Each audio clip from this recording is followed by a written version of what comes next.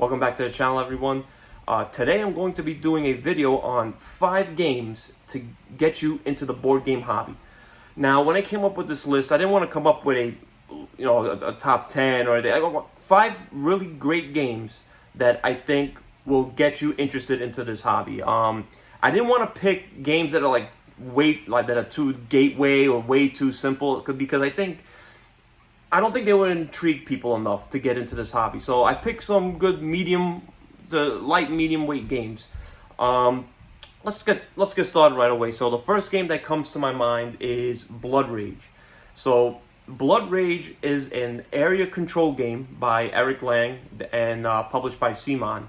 So in Blood Rage, you pick a Viking clan and you're controlling different parts of the island and stuff, and the goal is to have the most glory at the end of the game. You know, you're fighting other players too, trying to vie control, but you want to maintain the most glory. And what's unique about it is that dying in battle or dying in Ragnarok actually gives you more glory and helps you win the game. So there's a nice, neat little strategy there, and it's cool when you're fighting different opponents. You're drafting different cards at the beginning of each round, and you're using those cards either to upgrade your clan, get monsters, or you can use them to fighting against other players. But it's just the game is a lot of fun. It's not that heavy. The rules are very simple, but it's not light either. But it's a game that I've played with non-gamer friends, and they enjoyed it a lot, and it got them interested into the hobby. So I think Blood Rage is a great game that if you're interested in getting to the hobby, that's a great game you want to start off with if you're into area control or fighting other players. Number 4, I want to say, is Dominion. So Dominion is the king of deck builders. I'm sure most of the people watching this video know what Dominion is, but if you've never heard of Dominion, it is a deck builder. It's themeless. So what's great about it is that it's got so many expansions that you can just combine with the game. That every single game, is going to be different. You can have different strategies.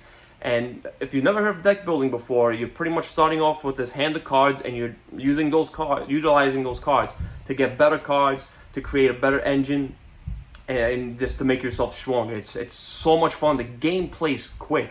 You could play a game in about 15 minutes, but it's one of those type of games you could play 3, 4, and 5, how many as you want, and every single game is going to be different. And to this day, they're still releasing new expansions. I believe a new one just came out not too long ago, or it's about to be released. But still, Dominion there's a reason why they call it King of the Deck Builders, and it's till this day, it's still an amazing game, and I think it's gonna be for a long time. But I think it's a game I have played with non-gamers and that they have enjoyed thoroughly. So if you're looking into a nice card game, Dominion's definitely a game that will get you into this hobby.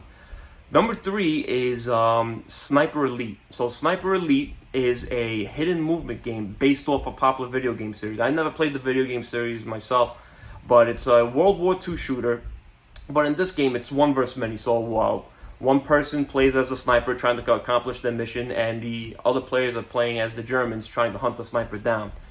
But the sniper has this board in front of them, and they're secretly moving along the board.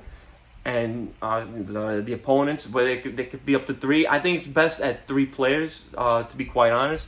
But still, I still think 4 players, you have a lot of fun with it.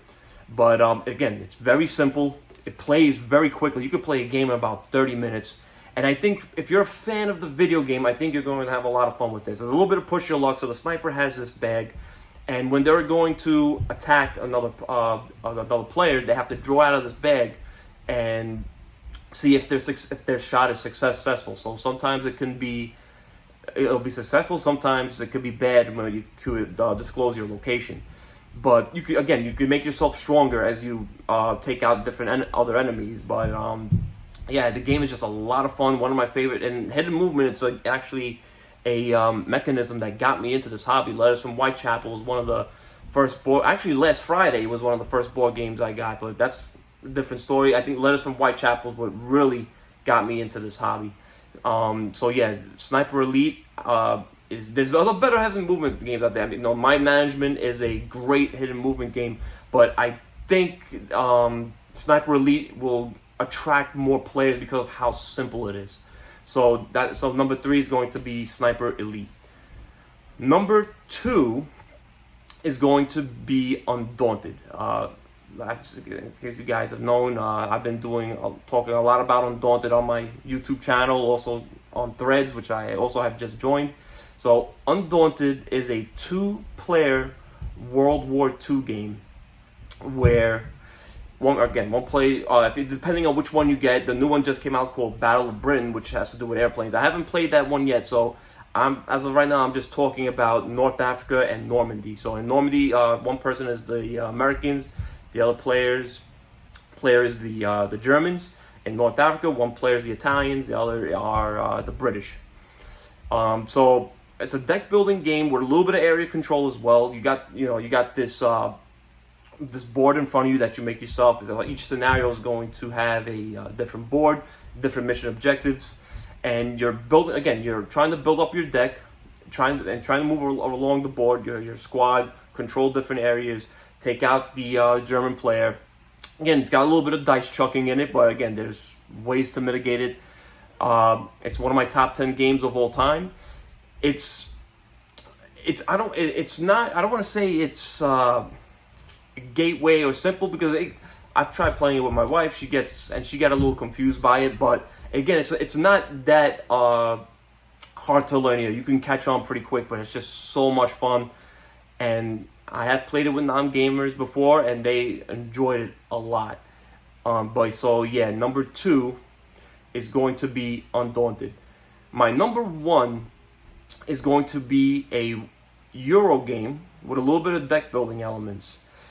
Now, the reason I'm picking this game is, again, because the rules are so simple, and it's a game that I had a lot of fun with, and non-gamers also enjoyed it a lot whenever I took it out, and that is Concordia.